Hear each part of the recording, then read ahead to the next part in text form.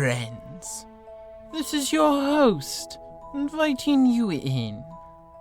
Well, it's so nice of you to come here tonight and help me sit up with the corpse. He's such dull company, so cold and stiff, bored with being dead. All the life seems to have gone out of him.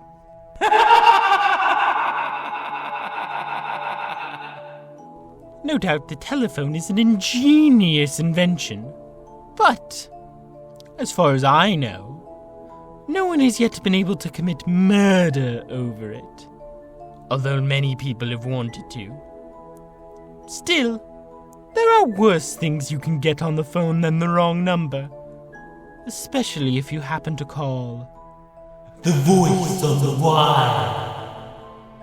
On a long, narrow island just off the shore of one of our larger lakes, Mrs. Geraldine Reeves, widow of the late composer David Reeves, lives alone in a gaunt, grey shingled house. Only a few hundred yards away are the charred remains of her former home, where David was burned to death in a fire just 2 years ago. It's after dinner now, and as the clock in the hall strikes 8...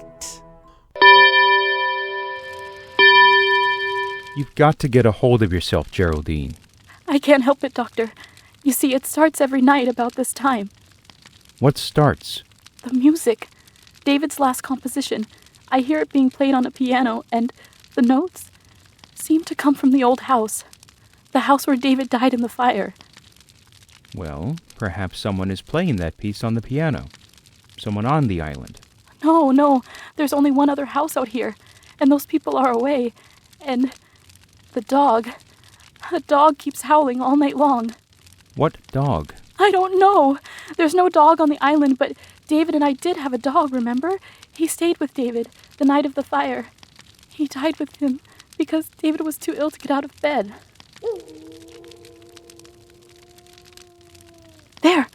There it is again.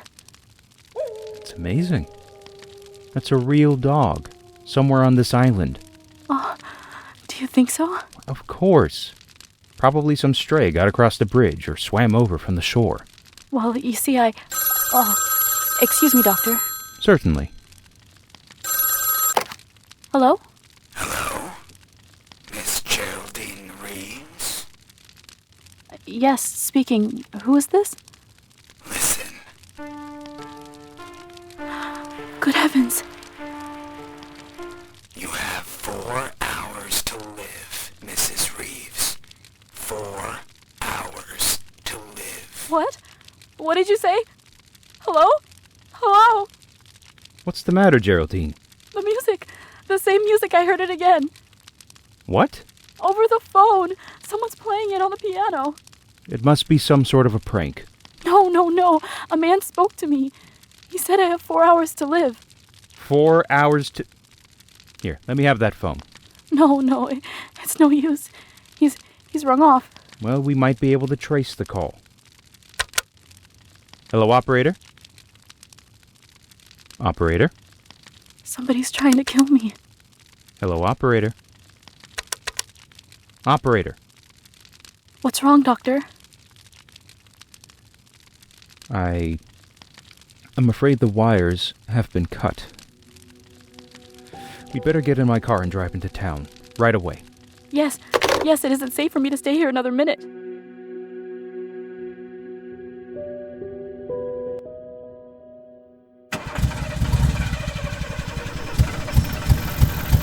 Can't understand it.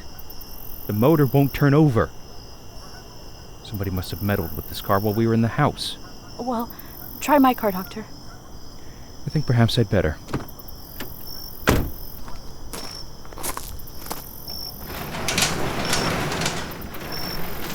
Is it in the garage? Yes, I left. Great heavens. It's gone. The garage is empty. The car's been stolen. Now let's not lose our heads, Geraldine. But... We're not completely cut off yet. If we can't use a car, we can still walk. But It's almost a mile to the bridge, and the road is so dark down along the water. It won't be too dark with a flashlight. We can go down through the woods to the edge of the water and walk along the shore. Oh, wait a minute. What's the matter? I just remembered. David's brother's driving out here tonight. Harvey? Yes, and his wife Laura. They said they'd be here by 8:30, and if we wait for them, they can take us back in their car. What do you think, Doctor? That's safer than trying to make it alone. If we wait right here, perhaps we can watch the bridge and see them coming. Heaven's sake, Geraldine. What are you staring at? The bridge, Doctor. The bridge. Look. This end of it's been washed out.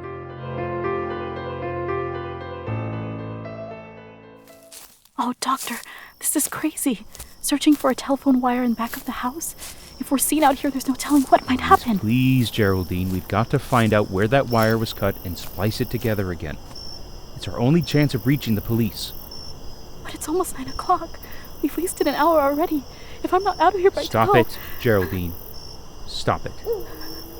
I'm sorry, I didn't mean to. What's that? It's that dog again. That confounded dog is tied up around here somewhere. No, I didn't mean that. I meant the light on the road. There's a strange light on the road. The headlight of a car.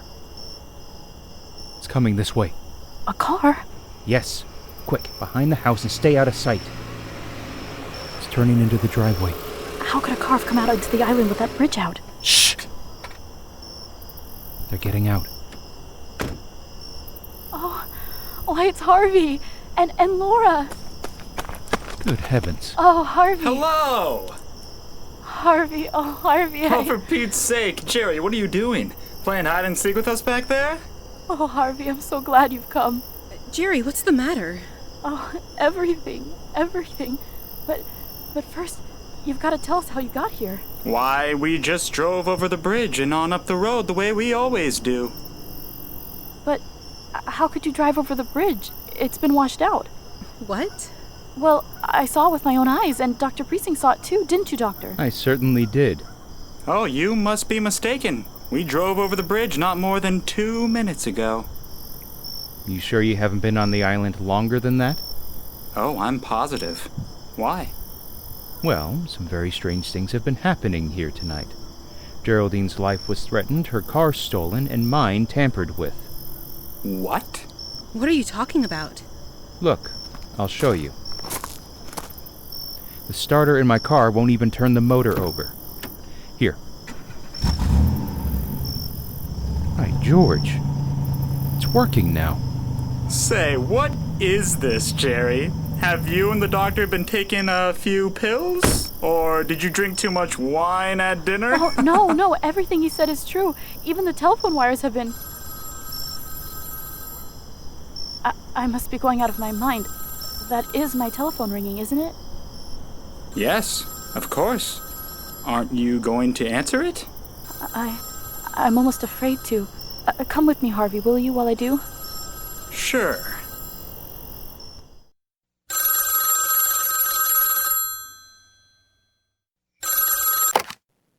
Hello? Hello, Mrs. Reeves? Yes? Listen.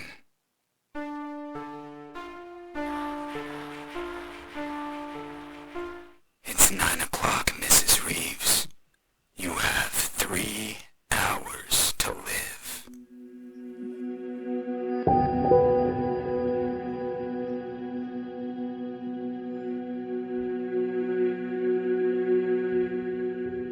I can't stand this waiting, this endless waiting. Why don't the police come? Easy now, Jerry. They'll be here. You only phoned them a few minutes ago.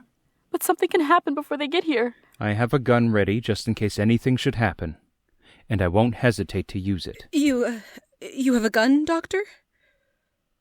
Why, yes. Geraldine gave it to me before you arrived. Oh. What's the matter? You trust me with a gun, don't you?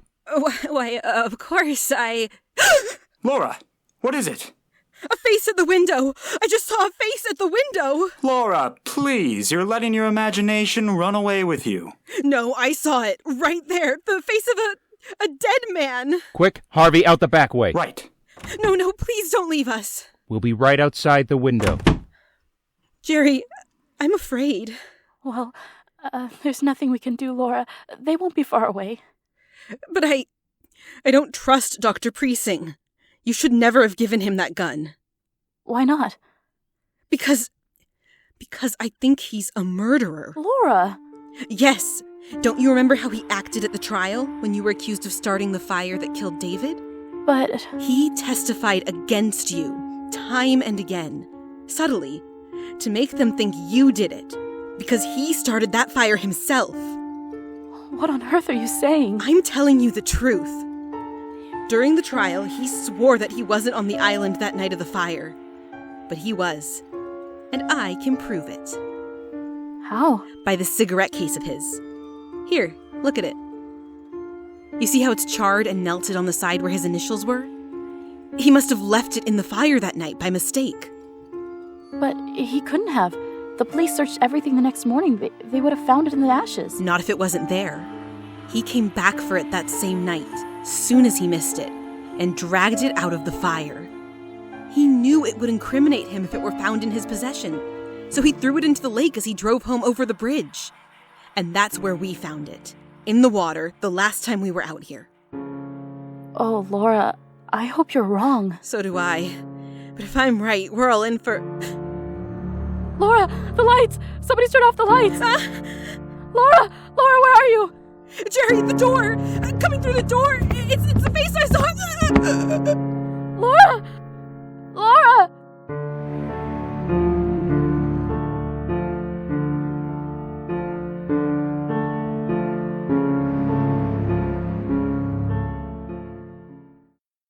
It was meant to be me, Harvey. Whoever came through that door intended to kill me.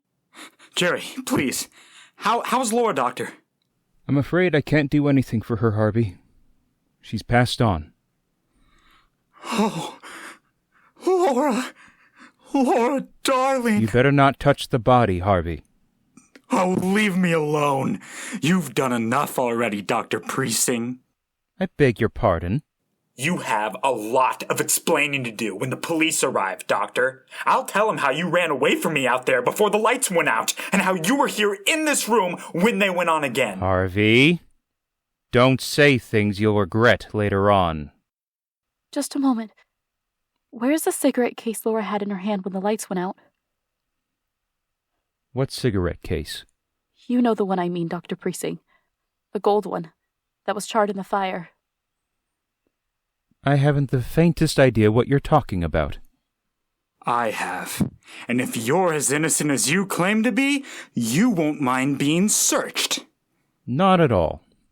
Go right ahead. I will.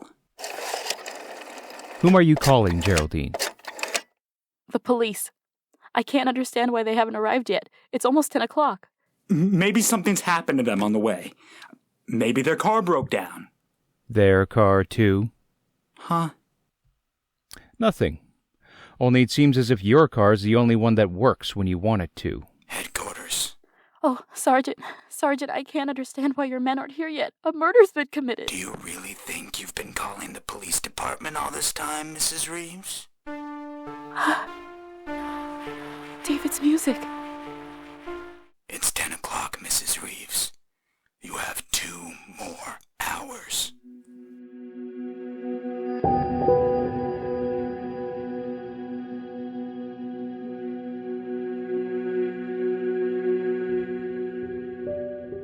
Jerry? Are you in your room? Yes, Harvey.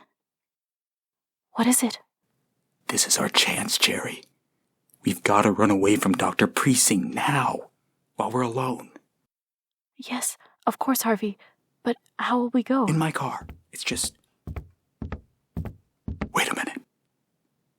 Listen. What is it? Sounds like footsteps in the living room. Preesing must be in there. No, I saw him go outside. He said he wanted to see if he could find the dog. Well, there's someone in there. I'm going to find out who it is. Be careful, Harvey. He may be standing just outside the door. Yeah. All right. You stay behind me. Is anybody there? Is anybody in the living room? No. There doesn't seem to be. Don't overlook me, Harvey. Well, Dr. Precinct, you've been standing at this door with your ear to the keyhole. No, not exactly. I thought you were supposed to be outside, looking for that dog. I was outside, for a while, but I saw someone moving around in here, so I came back. And when I got here, your wife's body was gone. What? What? Gone? Laura's body? Gone? I assume that it's gone. It's not where it was on the floor. But how could... Look here, Precinct. You were alone in this room. And so were you. After I left, wasn't he, Geraldine? Well, yes. Now that I think back, he was. Certainly. What's more, Geraldine saw me leave the house. And when I left, the body was still here. After that, I don't know what happened. What are you driving at? Draw your own conclusions. I've drawn mine. Why, you... Harvey, stop it! Stop it! I'm sorry, Jerry. The dog again. Yeah. I can't understand why you didn't find that dog, Dr. Precinct. He must be right out there where the old house used to be. Well, if you think you can find him, why don't you go... Good heavens, man. What? Look! There's a fire burning out there! On the grounds of the old house! Precinct, you started that fire yourself, and you're burning Laura's body in it to cover up your crime! Harvey, where are you going? I'm going to the fire, Jerry. I've got to stop it. I've got to put it out. I'm gonna lose my mind if someone doesn't stop these awful things from happening. Won't anybody help us? Easy, Geraldine. The man who hopes to kill you is trying to break you down first. It's part of his plan.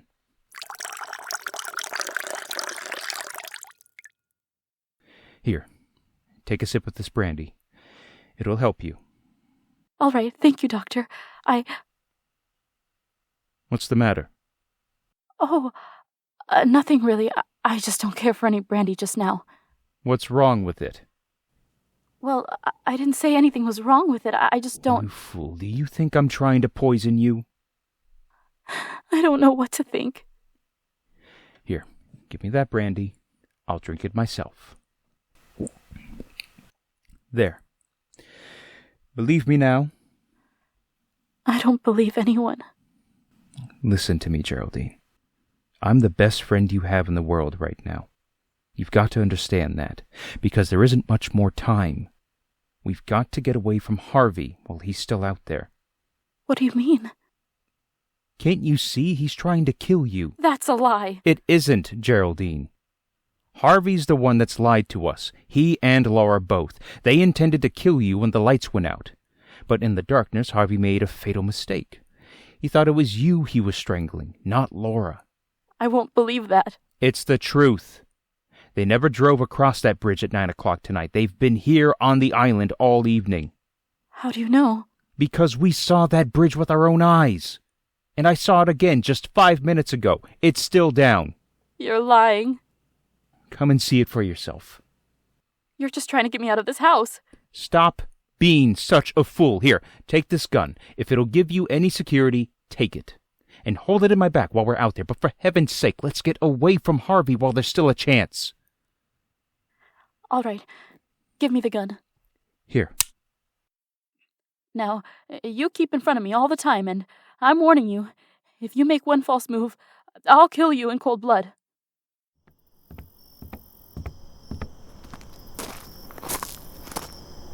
You see?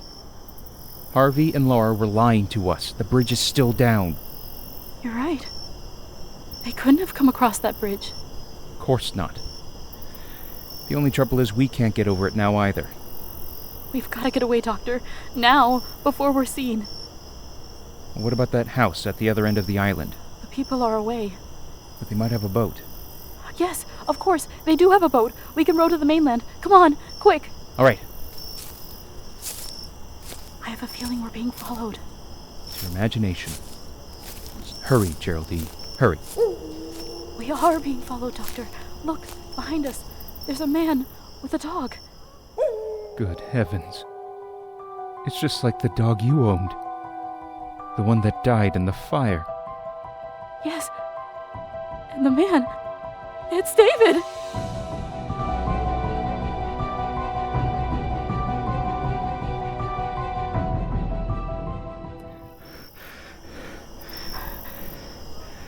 We've lost them.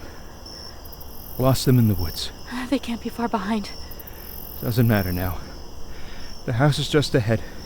But the boat, Doctor. The boat's not at the landing. It must be. Well, it isn't. Can't you see it isn't? Well, perhaps it's around and back. No, that side of the house faces the road. Then we'll have to break in. Hide here until morning. Our best chance is to be inside where we can protect ourselves. After all, you still have a gun. But I hardly know how to use it. Then give it to me. No! You still don't trust me, do you? I don't know, Doctor. But I'm the one who's been threatened, so I really should have the gun. Very well. Wait here. I'll break through the window and come around on the inside. Did you hurt yourself? No. I'm all right. Just wait there for me and I'll unlock the door. Oh, hurry, Doctor, please, hurry. They're on our trail again. Come inside, Geraldine, quickly. Lock the door behind you. What's wrong, Doctor? Nothing's wrong. We're in luck. There's a phone here. If it hasn't been disconnected...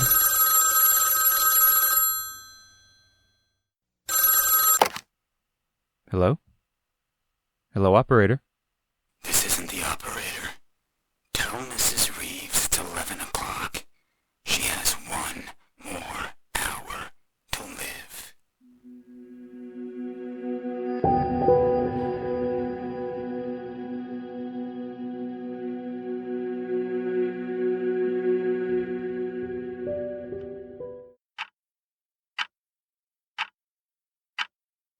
Half past 11. I won't leave this house. I'm not going to run any longer. If they're going to kill me, let them come here and do it. Only for heaven's sakes, why don't they do it right away? Why don't they come here and get it over with instead of waiting until 12 o'clock? Geraldine, please. Well, I can't stand it any longer. I'd rather die than go through any more of this torture. I just can't. Sit down for a moment. Relax. And try to ease your mind. Oh, for... Dr. Precinct, what are you doing? I'm playing the piano. I thought it might relax you. But that melody... You're the one I hear at night playing David's music. Playing it right here, in this house. Yes, Geraldine. I rented this house to protect you from David and the dog. Well, stop it. Stop playing that piece. Stop it. You didn't know that David would come back to life, did you, Geraldine? No, stay where you are. Stay. Don't be afraid. I won't harm you. As long as you have that gun. But the gun won't stop David. David's dead. Is he? Listen. It's right outside the door. And in a moment he'll be here to take you with him. No. David? David! Yes, Geraldine. I've come back to see you, in spite of everything you've done. Stop! You killed me, didn't you, darling? You started that fire because you knew I was too much of an invalid to get out of bed. Stay where you are. You hated me, Geraldine. Stop. No. Your bullets can't harm me now. Nothing you can do can harm me because I'm dead and you're still alive. David, forgive me. I didn't know what I was doing that night. Please believe me. I was sorry as soon as I started that fire, but it was too late then. I couldn't put it out. I just couldn't. How dare you? How dare you ask my forgiveness when you're still lying? But I'm not lying, I'm not. I told you everything. Why didn't you tell the police? Because I wanted to live. You'll confess everything now? Oh, yes, David, yes, I will, if you only leave me alone. Please, please. It was my cigarette case Laura found in the water. I'd thrown it over the bridge that same night after I took it out of the fire. Well, I guess that's all we need, Harvey. A full confession with 2 witnesses. Harvey? Yes, Geraldine. I do look like my brother in this dim light. And the dog Laura's holding outside is the same breed as the one you owned. Laura? Laura, did you say Laura was alive? Very much so, Geraldine. Wasn't hard for me to pretend being dead, with the doctor keeping you away from my body. Then you were all in this together. You forced this confession out of me. Yes, Geraldine. The blank cartridges Dr. Precinct slipped into that gun of yours really turned the trick. Oh, excuse me. Hello? Oh, hello, Inspector. Yes, it's all right now. You can hook the wires up again. She's told us the truth. And you'd better get to work on that bridge right away. It's, still down. What an outrage. All those opportunities for murder, and not a drop of blood spilled, all night long. Well, it's time for me to join the moonbeams now. But before I leave under a cloud, before I'm missed, I thought I might pass on the moral of tonight's story. If you must light a fire under your husband's bed, be careful where you drop the ashes.